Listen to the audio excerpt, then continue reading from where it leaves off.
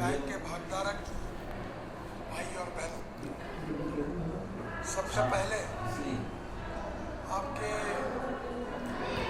जो विशेष रूप से बेटे ने बेटियों ने 10वीं 12वीं कक्षा में अच्छा परसेंटेज प्राप्त किया है, ऐसे सभी विद्यार्थियों और विद्यार्थिनियों को मैं बहुत बहुत शुभकामनाएं देता हूं, शुभेच्छाएं देता हूं।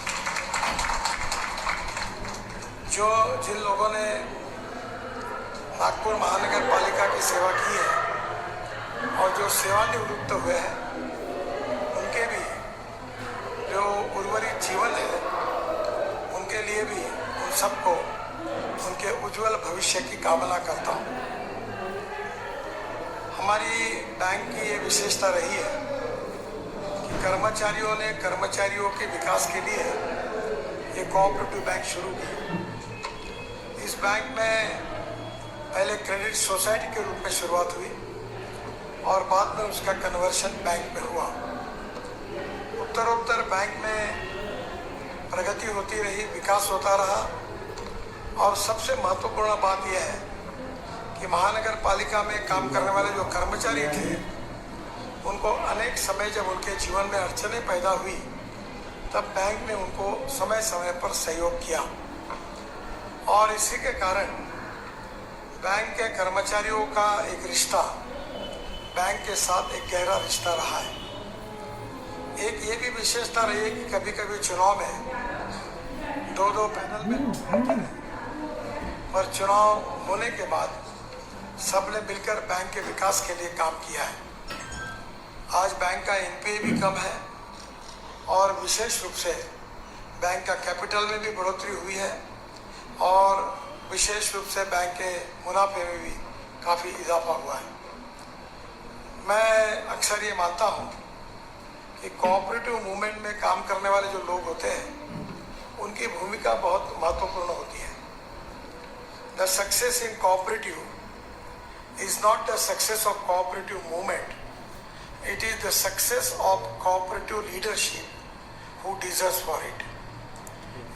जिनका नेतृत्व है वो अगर ईमानदार रहेगा, कर्मठ रहेगा, बैंक के हितों में काम करेगा, तो बैंक की प्रगति और विकास होता है और इसलिए बैंक का भविष्य उसके संचालकों के नेतृत्व की क्वालिटी के साथ जुड़ा हुआ रहता है।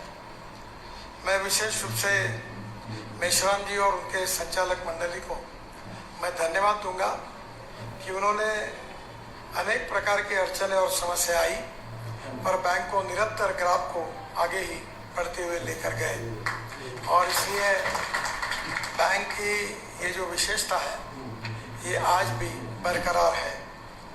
ये जो वार्षिक अहवाल है वो 89 साल का है और मुझे लगता है कि 11 साल के बाद ये बैंक 100 साल पूरे करेगी।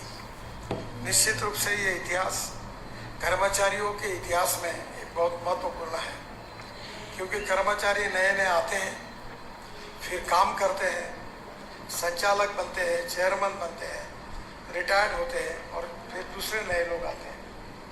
ये प्रोसेस लगातार शुरू है और ये ऐसे ही शुरू रहेगी।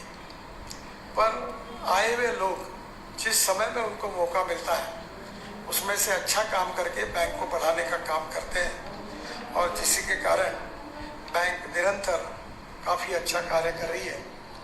एक अनुरोध मैं संचालक चेयरमैन और उनको करूंगा कि अब ये डीजल पेट्रोल के कारण हमारे शहर में बहुत प्रदूषण होता है, तो कुछ सोसाइटीज़ ने शुरू किया है कि इलेक्ट्रिक स्कूटर, इलेक्ट्रिक कार के लिए वो कम पैसे में वो इंटरेस्ट रेट कम करके लोगों को प्रोत्साहित कर रहे हैं। इलेक्ट्रिक में ऐसा है कि जहाँ 100 रुपये का पेट्रोल डीजल लगता है, वहाँ 6 रुपये की इलेक्ट्रिसिटी लगती है और इलेक्ट्रिक व्हीकल की कीमत लिथियम आयन बैटरी के कारण पहले ज़्यादा थी, $150 पर किलोवाट पर आवर थी, पर अब $112 पर किलोवाट पर आवर पर आई है और कुछ ही दिनों में वो $100 पर किलोवाट पर आवर आएगी।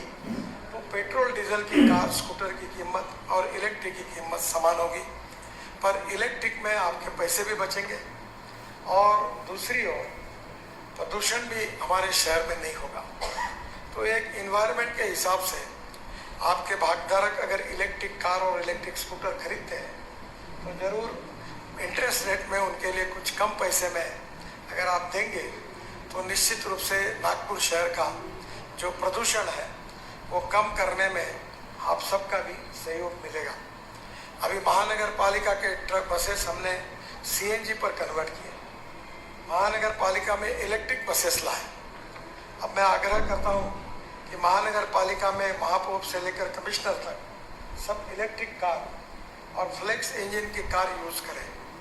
अभी हमने कचरे से काफ़ी बड़े प्रमाण पर हम देश की पहली महानगर पालिका है कि हम अपना सीवेज वाटर शुद्ध करके बेचते हैं, 300 करोड़ रुपए मिलते हैं। आज सुबह मेरे घर पर 24/7 ऑरेंज सिटी वालों का मैंने पूरा प्रेजेंटेशन दिया था। अभी हम लोग और नई करीब 19 की पानी की टाकिया का काम चालू है।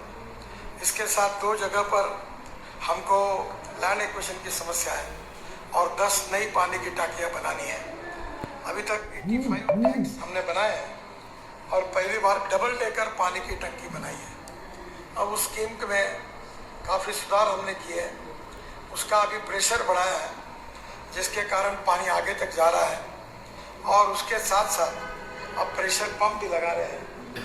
सिस्टम को कंप्यूटराइज किया है और पिछले 4-6 महीने में नागपुर के अनेक क्षेत्र में अब 24 घंटे पानी मिलना शुरू हुआ है और जल्दी ही हम नागपुर शहर को पूरे एरिया में 24/7 पानी देंगे। स्वच्छता के हिसाब से जो कचरा है, कचरे